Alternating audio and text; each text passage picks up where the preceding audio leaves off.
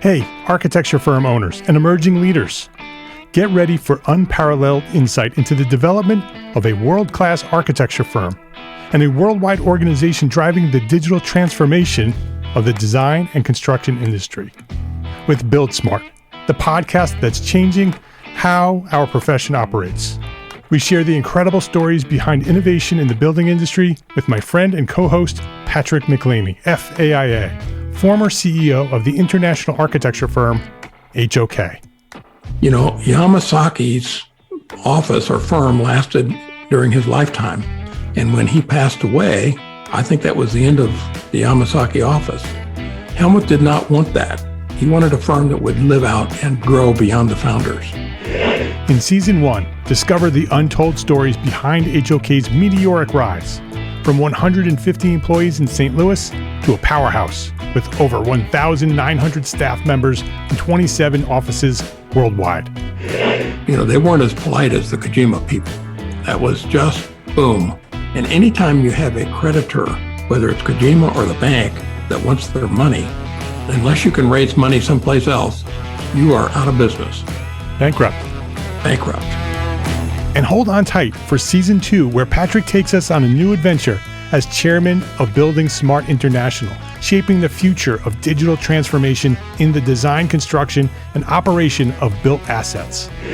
Ian Howell, Ken Harold, and I, Ken was my technical representative from HOK. The three of us took a tour of Europe of 5 cities in 5 days.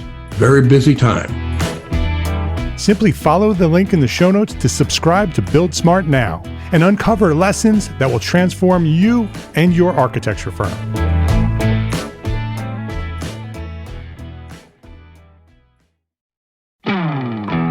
Hey, architecture firm owners and emerging leaders.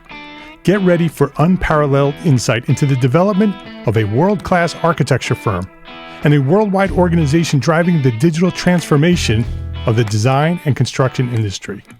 With Build Smart, the podcast that's changing how our profession operates. We share the incredible stories behind innovation in the building industry with my friend and co-host, Patrick McLeamy, FAIA, former CEO of the international architecture firm, HOK. You know, Yamasaki's office or firm lasted during his lifetime. And when he passed away, I think that was the end of the Yamasaki office. Helmut did not want that. He wanted a firm that would live out and grow beyond the founders. In Season 1, discover the untold stories behind HOK's meteoric rise, from 150 employees in St. Louis to a powerhouse with over 1,900 staff members and 27 offices worldwide. You know, they weren't as polite as the Kojima people. That was just boom. And anytime you have a creditor, whether it's Kojima or the bank, that wants their money, unless you can raise money someplace else, you are out of business. Bankrupt. And hold on tight for Season 2, where Patrick takes us on a new adventure as chairman of Building Smart International, shaping the future of digital transformation in the design, construction, and operation of built assets. Ian Howell, Ken Harold, and I, Ken was my technical representative from HOK. The three of us took a tour of Europe of 5 cities in 5 days. Very busy time. Simply follow the link in the show notes to subscribe to Build Smart now and uncover lessons that will transform you and your architecture firm.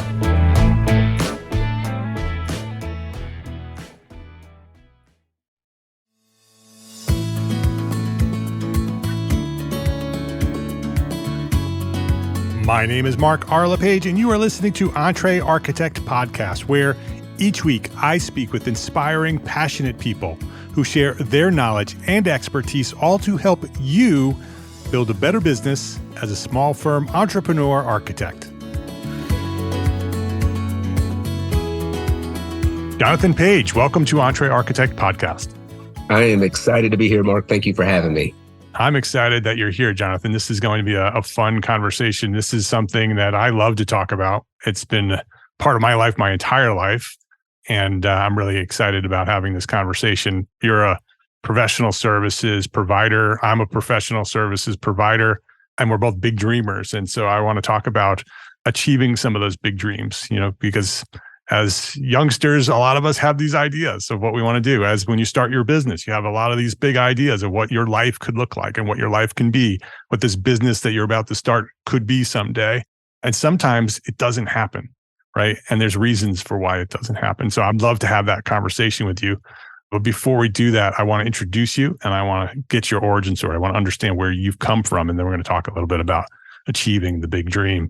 Jonathan is an attorney in an entrepreneur's body.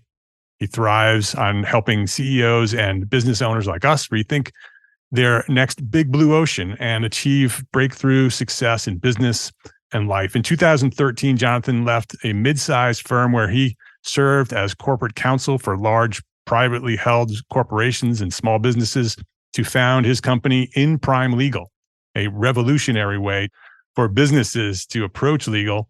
Since then, Jonathan founded Contract Sprint, a platform for small business owners to access custom legal documents done in minutes, not weeks, as well as another company called BOAR Relentless, a consulting and strategic firm focused on helping business owners achieve breakthrough success in business and life. So lots of different platforms, lots of different dreams being pursued here. So I'm excited about this. I think you and I are very much aligned. I have a similar portfolio of dream chasing.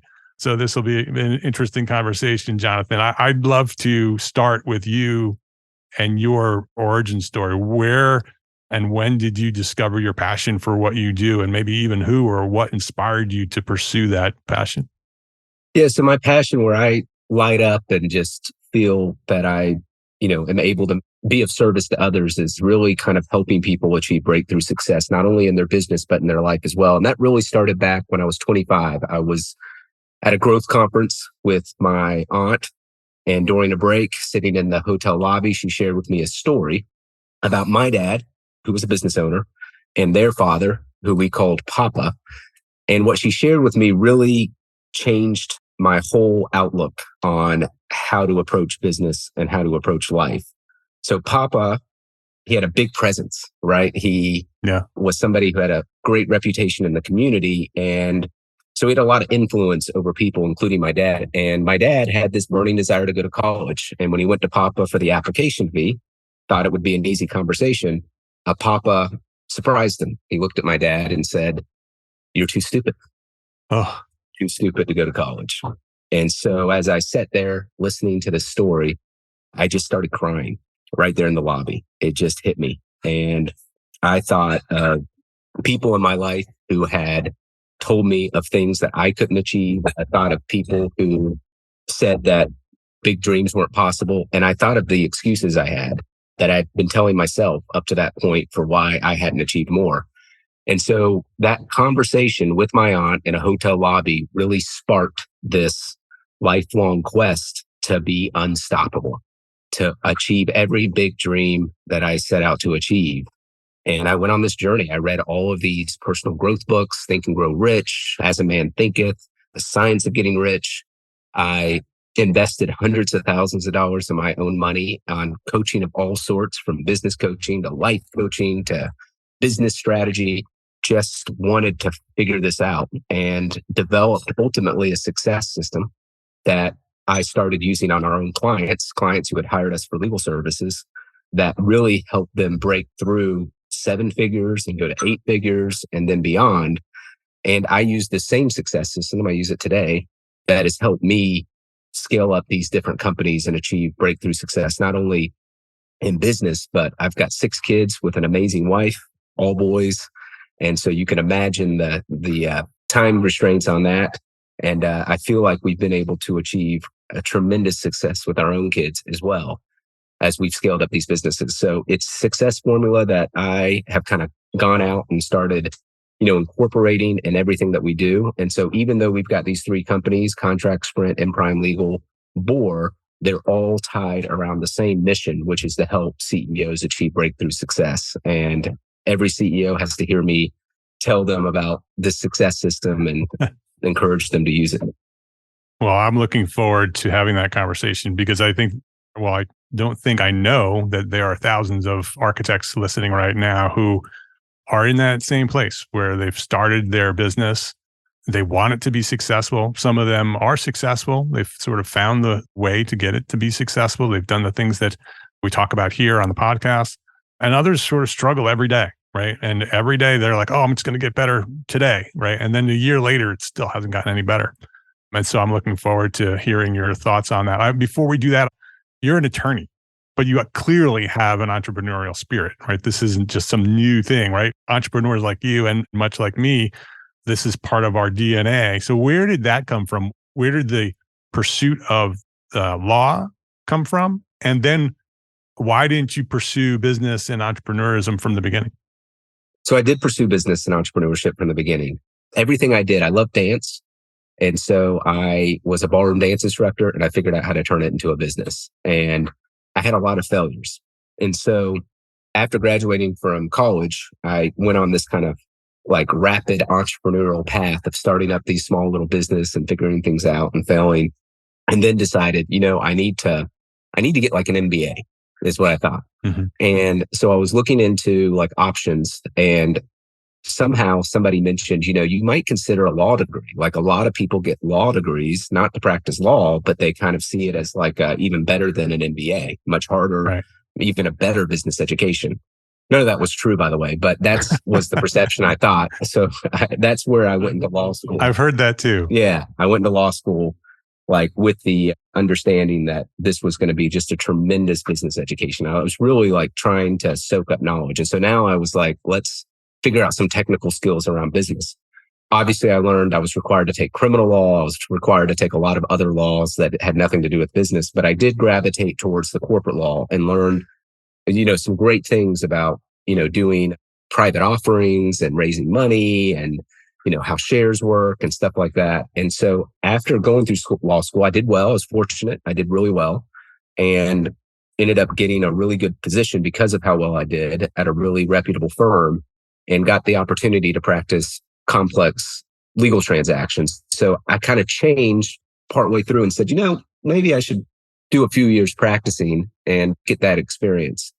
My dad, I would go home Sunday evenings and I was working, at the big law firm, and it was the same thing. My wife and my dad would team up on me and they would be like, when are you going to open your own business? We know who you are. We know you've got this entrepreneurial drive. We get that you want to go practice a little bit, but when are you going to open up your own business? And I'd be like, guys, I've got to get some experience. I need some mentorship under how to do complex transactions. But ultimately that set with me. And even how I practice law, it was interesting. I was very systematic and I was like, I understand, because I would feel this firsthand. It really was better for the firm if we just started over with each client. Why? Because we bill more, right? And that's how they make money. I mean, the big law firms, they, when you teach business, right? We all read Vern Harnish and Gino Wickman and all these guys. I mean, you put key metrics in place because key metrics drive behavior. And if the entire model of the business is based on hours billed, right, then that's going to drive behavior. Architects are going to face the same thing. Right. Any professional services who are billing by the hour. But then what law firm does is they go the extra step and they say, well, you have to bill 2,000 hours a year. And they have these insane requirements and they hold their attorneys to them. And then everything, is built upon those metrics. They're looking at how many hours gets to an invoice, how much is cut by the client. That's how they're grading themselves, is how they're hiring. And so literally, if you could go to a law firm that size and say, this project that you're doing, you could actually do the high quality, just to get a job. It would take only 15 minutes because we're going to have software do 80% of it. And then the attorney's going to laser focus and they're not going to buy that. It doesn't fit within their business model. Right. They're not going to make any money doing that. So I started building out those systems even back then. I was creating checklists and I was creating basically logic models. And so when I would get a similar project, I would go in and I would get the project done in 20% of the time. And then I would spend the 80% improving it and figuring out how I could make it better so that I was constantly iterating on what I was doing. And by the time I left, when I gave them my resignation and told them I was going to open a business, they negotiated with me for 3 months to try to keep me, raise my salary. I mean, we had many, many conversations with partners. They were telling me that I was the best associate that they had ever hired. And it wasn't that I was really better than any of the other associates. It's just I had this commitment to constantly iterating on improvement. And I realized that software can do this as well. You can train software to iterate, not to replace, right? But to come in and, when you're talking about blue ocean strategy, it's all about what things aren't that valuable that we can reduce and where can we increase where the value really is. And there's no one who's hired an attorney is thinking about that attorney when they're behind their desk spending 20 hours writing a document. Nobody. There's no value there. The value is in the consultation. It's in the strategy. It's in that exchange. Yet you're being charged mostly for the time that the attorney's behind the desk spending 20 hours writing a document. And I just believe that could be eliminated. And we could reduce that and we can increase where the value really is and allow attorneys to have more meaningful business expansion type conversations with our clients. And so, even from the beginning, when I was working in a law firm, it was all entrepreneurial. It's all, how can I solve this problem? How can I build greater value for our customers out there? And that's been kind of a consistent thought process through this journey. Yeah, I'm sure you're resonating very much with the listeners of this podcast right now, because architects and attorneys are not that different in terms of the way that we are working with our clients and the expectations of our clients from us.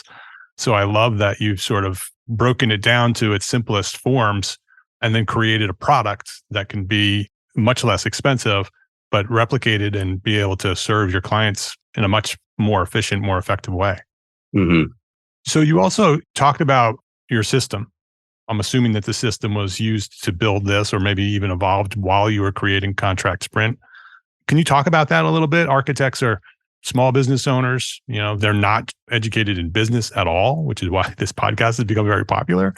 And so can you sort of break down the idea of achieving in business and achieving that big dream that architects may have? Yeah. So I think as I started studying all these personal growth books and, investing in myself and taking action and doing big things, what I observed kind of out there, and we have the opportunity to represent business owners of all sizes, is that most entrepreneurs, most visionaries, most founders never really achieve the big dreams that they hoped for because they stop. They just stop. Yeah. And at some point in their life, they maybe convince themselves that they don't deserve a big dream like that, or they start telling themselves stories about what they can do and what they can't do. They look at other entrepreneurs who have achieved big things and they say, well, they were lucky, or they were in the right place at the right time, or they have a bigger IQ than I do. And all of these things have nothing to do with the actual specifications required to achieve a big dream, right? And so what we teach is that every big dream can be achieved with the right specifications. And it's all about cause and effect. If I came to an architect and said, I want you to design a floating house that has like no supports, they would look at me crazy. Like, there's the law of physics. There's a certain way that you have to do things. And what happens out there is you've got an entrepreneur who says, I have this big dream. And then they want to defy the law of physics, right? They think that they can choose what those specifications are. They can do it the way they want to do it, right?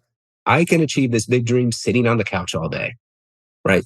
Sitting on the couch all day is not going to cause you to achieve the thing that you say you want to achieve. There are certain specifications to achieve it. So as an entrepreneur, you have to pick what it is you're trying to do. What does that big dream look like? And then you have to open yourself up to learn and figure out and accept what the right specifications are to achieve that, right? So any entrepreneur who's achieved anything of major success, they'll tell you at the beginning, all I had was a vision. I had no idea how I was going to do it, right? Right. But too many entrepreneurs say, I need a perfect plan. So they stop waiting around for this perfect plan, waiting around for this perfect roadmap, which they never get. And the reason they never get that perfect roadmap is because their level of awareness, everyone's at a certain point of awareness.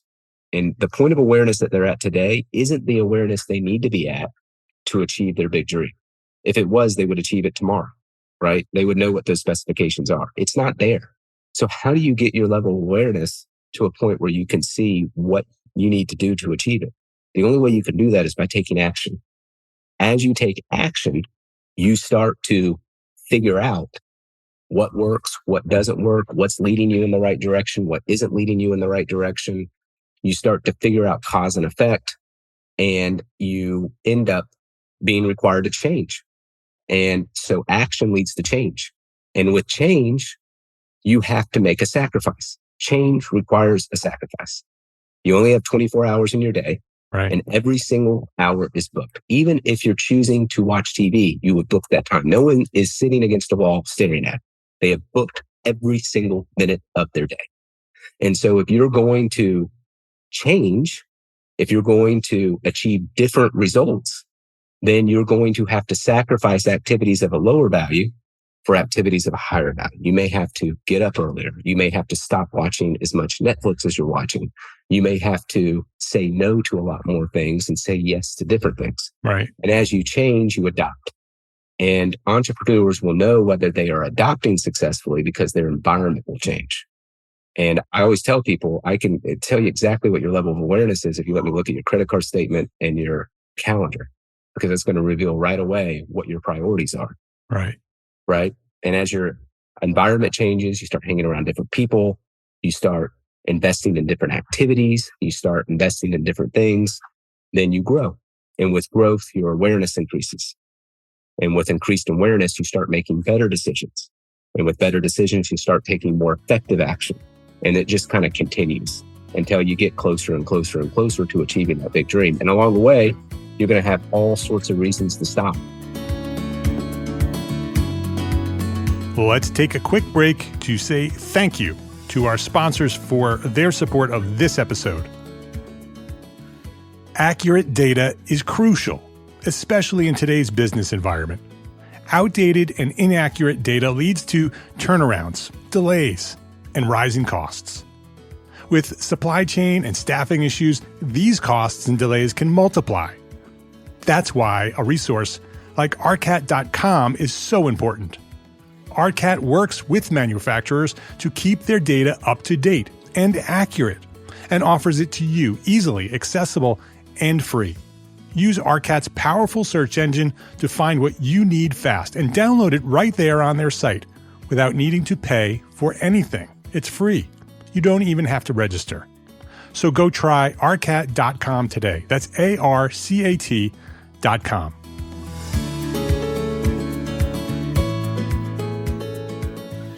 You know, one of the things that we're studying, I always try to introduce something, that invokes some thought process. And one of the people we're studying right now is Stallone. I don't know if you're familiar with Rocky. Yes. He was nominated for 10 Academy Awards, won Best Picture, won Best Screenplay. I mean, Stallone had $106 in his bank account. Before writing that script, which he wrote, he was told that he could never be a leading actor. He had a speech impediment. He had a crooked mouth. He had all these things going against him. He didn't look like leading actors at the time. Yeah, he wasn't even in shape in the original Rocky. He wasn't even in shape. No, he's a little chubby, Yeah. which I think actually helped with the character. But he had a big dream, Mm-hmm. and he took action. And he saw that fight between Muhammad Ali and Chuck Weimer, I think is how you say his name, where he went 15 rounds with Ali, and it just surprised everybody.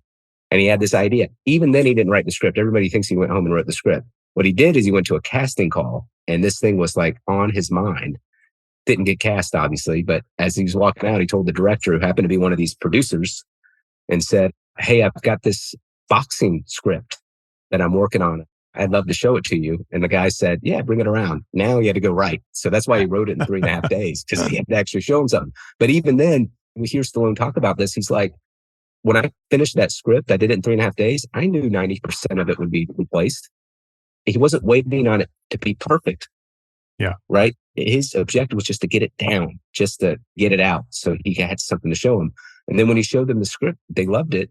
He had a mission. He was mission driven. He wanted to have a film. He was very specific about this. All the films then were like anti everything.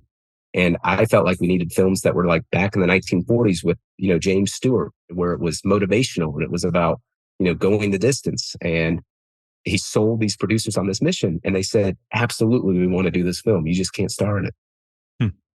They offered him like $25,000. Then it went up to like 100 grand. And then it was like 250 grand. Finally, they offered him $350,000. Here's a guy with $106 in his bank account. He can't make rent. He can't feed his dog, literally starving. And they're offering him $350,000 not to star in this film. And that's somebody who said, got everything against me, probably not even a good actor, because what everybody's been telling me my whole life. But I can't live with myself if I don't try to achieve my big dream. Yeah. And so he just insisted. And he said they finally relented and they wrote in his contract, like all of these conditions that allowed them to kick him out in the first 10 days. He was like, there's all these things I could do wrong. Because I think their plan was, as he says it, is that they were going to let me act in it, but then they were going to find a reason to kick me out. Yeah. And then they were going to put a real actor in there, like Burt Reynolds or Robert Redford. But he just was absolutely relentless that first few days. And he even remembers, like, when he went on set day one, he's like, for a moment, he was like, I'm worthless. I can't do this. I'm not going to be successful. And then he had to like get past that and say, all right, I'm going to do this. And I think that's a big myth. You know, people say in business, like, you got to have confidence. You got to be like 100% certainty that you're going to achieve the big dream that you set out to achieve. And the problem with that is nobody has that confidence. They're dealing with all sorts of fear and doubt. And then they'll realize it very quickly that they don't have that confidence, right? And they'll say, I guess it's not for me. Right. Because all these motivational speeches out there are telling them that's how they have to do it. And when they realize they're all motivated, they leave the motivational conference and they're like, I'm going to conquer the world. And then 10 days later, they don't do anything because it starts to set in, oh, maybe I have all this doubt. But the reality of it is it's not about eliminating doubt and fear. It's about conquering it. Right. Exactly.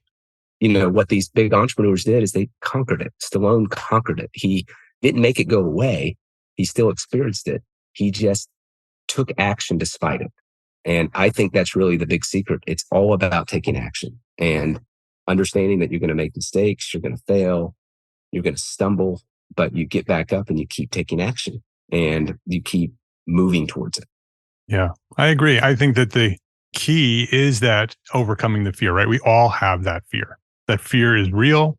Business is hard, right? So you run into that obstacle of fear all the time. How do I get that over that, right? And it's easy to just stop and just continue doing what you're doing and not move forward. Like you said, Jonathan, the key is to keep moving forward and moving forward toward the dream that you're looking to achieve. One of the steps that you talked about was sacrifice. And we're talking to right now, lots of us are established business owners, right? We've been doing this architecture thing for 10 years, right? It's still hard. We're still seeing that fear, but we're not getting where we want. And I find it's the sacrifice, right? That your calendar is full with stuff, right? And most of it isn't your dream. Most of it is not the type of work that you want to do. It's not the steps that you need to take to get to where you want to go. And it's easier to just continue doing what you've always done than take the risk of cutting some of that out, right? Because there's only a certain number of hours every week. You're going to have to sacrifice, like you said, Jonathan, some of that work to fill it with something that you're not yet doing, right? That's not yet proven. Mm-hmm. That's scary. That's fearful. It's simple, but it's not easy, right? So do you have any thoughts on that, of talking around sacrifice and what you need to do in order to do that, to get the courage to look at your calendar and say, okay, I'm going to wipe out half of this stuff in order to pursue the things that I really want to achieve? Yeah, so I definitely have some thoughts around it. I think one is it is hard. Hard doesn't necessarily correlate directly to time. Something can be hard, but not take a lot of your time. Yeah. And so your resources are really, I always say, you've got time, you have money, and you have talent, right? And they're all connected. That's what you have to achieve your big dream. And so, you know, a Richard Branson of today can throw lots and lots of money at something that's very hard. And Elon Musk can throw lots and lots of money, get lots of talent. It doesn't make it any easier, but he's figured out how to leverage his day more. But he didn't start that way, right? Elon Musk talks about like literally spending 100 hours a week, living with his brother in a 1-bedroom apartment. And he would code at night and his brother would, and that's how they built PayPal. So I think one is understanding that hard doesn't necessarily equate to time, because what we do as entrepreneurs is we think in order to work hard, we have to spend more time. And if you get caught up into that, that can be a losing battle because at some point, you just only have those 24 hours. Right. And so you have to kind of reframe that and say, okay, this is hard, but is there a better way I can utilize time to try to accomplish that? Two, what we do or what we teach is that every day you need to put in writing some action that you're going to take in advancement of your big dream. So one, you need to be definite about what that big dream is. And I don't think that means clarity.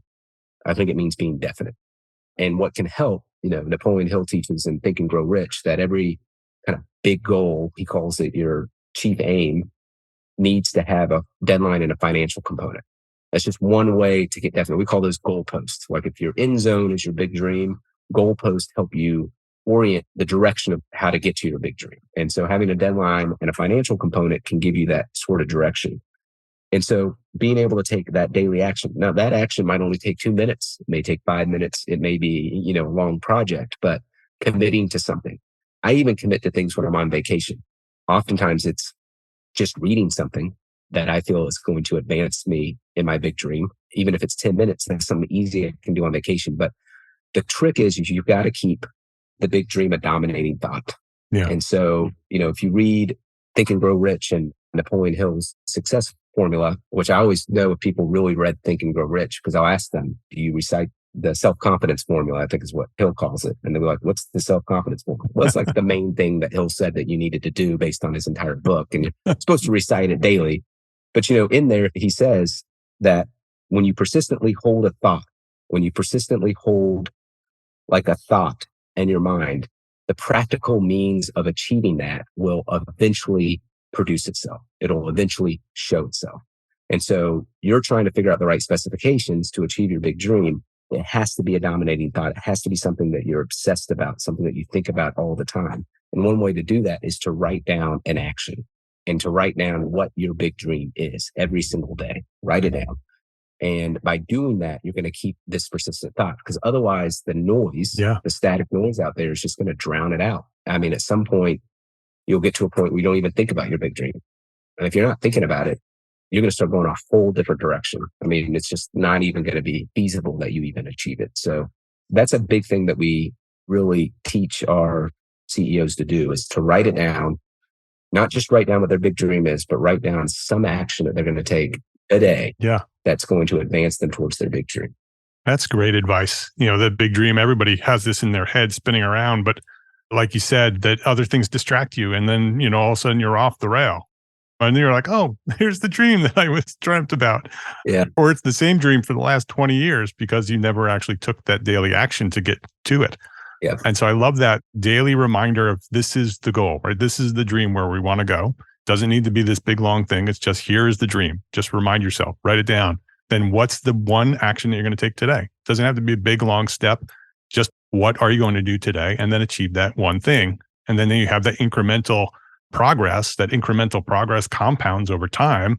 And eventually you look back, you're like, oh my goodness, I'm here, right? I've achieved it, or I'm very, very close. It's right there and it's attainable. And then those steps get even easier, right? Because you can see the light that's right there, right? All I have to do is a couple more of these steps and I'm going to get there. Yeah. Super exciting. I love that. Simple, right? Simple approach, but it's something that most of us are not doing. That's something I'm not doing and I'm going to start doing because I think that's a great suggestion. Jonathan, before we wrap things up, what would you say is the one thing that a small firm architect can do today, right now, to build a better business for tomorrow? So get clear on what that big dream is. And a big part of that is what we call a line to give.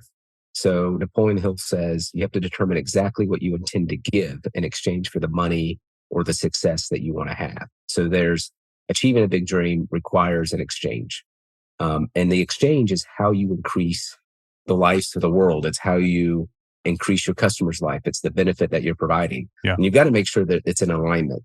Like we had a restaurant owner that had a great restaurant here in Atlanta, had grown it to 2 million, but wanted a $50 million enterprise. Well, if he stays local, he's not getting the $50 million enterprise. He needs to increase a lot more people's lives, right? So he realized he needed to change his game. He needed to expand. So he opened 2 more locations in Atlanta, and then he expanded to Houston and DC. And now he's just under 50 million in annual gross revenues, something he thought he could never achieve. So It's making sure that you have a really clear give.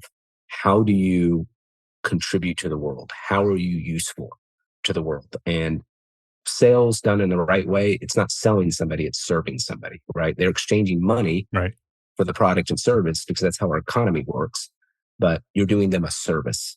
And so, when you start thinking about it that way, there's no reason not to grow your business, right? Because you're able to serve more people. So what is that give? And making sure that you're absolutely determined and obsessive about making the give a daily thing, something that you're doing with your teams, with your customers, that you're constantly trying to figure out how you serve and benefit others.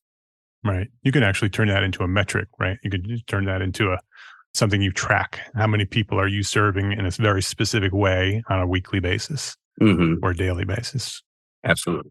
Excellent suggestion. His name is Jonathan Page. The companies are Contract Sprint, BOAR, and InPrime Legal.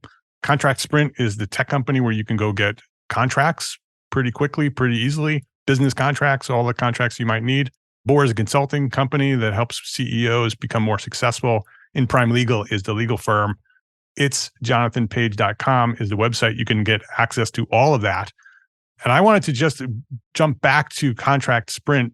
Jonathan, before we started recording here, you were suggesting that maybe our listeners might be able to get a discount code for Contract Sprint. And it's very generous offer. So I wanted you to just take a couple of minutes to explain what you're offering and how they might be able to get it. So the documents that are available on Contract Sprint, we would charge $4,000 or $5,000 for those same documents if someone were to hire InPrime Legal to do it for them. And it's a do-it-for-you service, so we have to charge more because we're putting a lot of resources behind it, and we have, attorneys spending the time to draft it up and doing the consultations.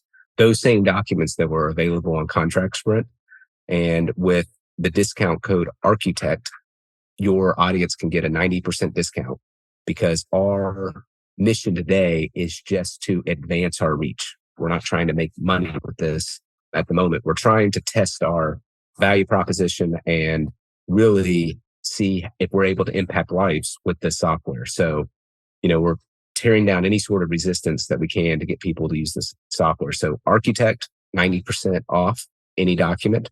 And then on that site, you can also click on something that's called Be Unstoppable, and you can get access at no charge to our daily success formula. That formula allows you to write it down and take that daily action that you need. So any of those places you can find me, contractsprint.com, InPrimeLegal.com. It's jonathanpage.com also has access to all of those sites as well. All right, great. Thank you for that. It's 90% off any contract at contractsprint.com. Use the discount code Architect. Jonathan, I appreciate you for coming by here, sharing your story, providing some inspiration and some motivation, some great suggestions. Just write it down and make that incremental progress every day.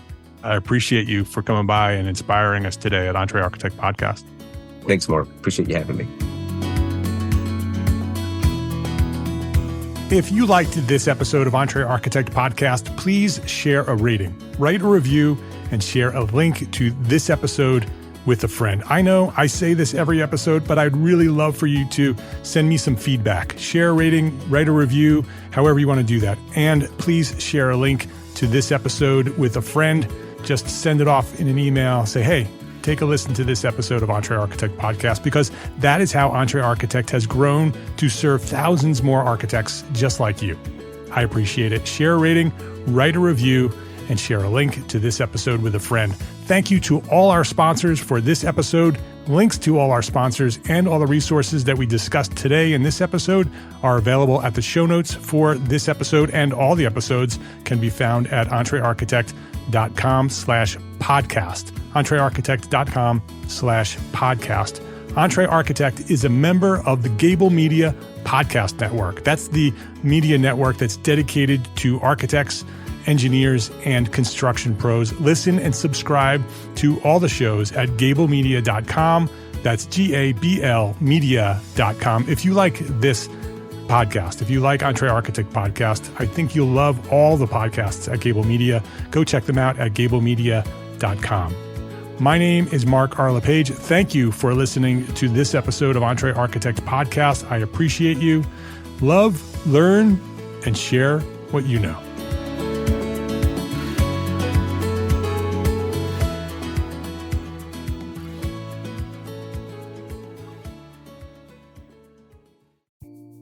Imagine earning continuing education credits while doing exactly what you're doing right now. Well, you can. Gable Media has revolutionized the way you earn your continuing education credits with a groundbreaking approach. Forget running around town and scouring the internet for credit-worthy courses. Fulfill your CE requirements effortlessly by listening to engaging podcasts just like the one you're listening to now. Our podcasts are designed to educate, entertain, and inspire, all in a user-friendly environment. But wait, there's more. Architects, Gable Media is also approved as an AIA continuing education services provider. Upon completion, we handle everything, from reporting your hours directly to the AIA to storing your certificates in your personal Gable Media profile for your self-reporting needs. So follow the link in the show notes and start earning your credits in the most innovative and entertaining way possible with Gable Media. Attention architects and creative minds, get ready to supercharge your brand with Build Your Brand, the podcast that's unlocking the secrets of branding success for creatives. Hey there, it's Mark Arlepage, founder of EntreArchitect, and I'm inviting you to join my friend, architect marketing expert Jeff Eccles at Build Your Brand podcast, where he explores the captivating stories of the world's top brands and transforms their lessons into powerful moves for small firm architects and creatives like you. In Season 1, Jeff shares the thrilling tale of Southwest Airlines, where he dissects their journey to the summit and distills it into strategies tailor-made for you. It's important to keep in mind that companies like Southwest compete in the real world, just like you, and face real-world challenges, just like you. You might be surprised at how similar those challenges are to the struggles that you grapple with on a day-to-day basis. Don't miss out on your blueprint for success. Subscribe, tune in, and let's build your brand together. You may have noticed that the very best brands in the world are also known for having somewhat unique corporate cultures. That's often the glue that holds everything together when they encounter those rough spots. We don't do it because it inconveniences the passengers to whom we are primarily dedicated, the short haul, frequent flyer. Follow the link in the show notes to subscribe to Build Your Brand today. Remember, no matter the size, the journey's the same. Your brand's journey to the top starts here.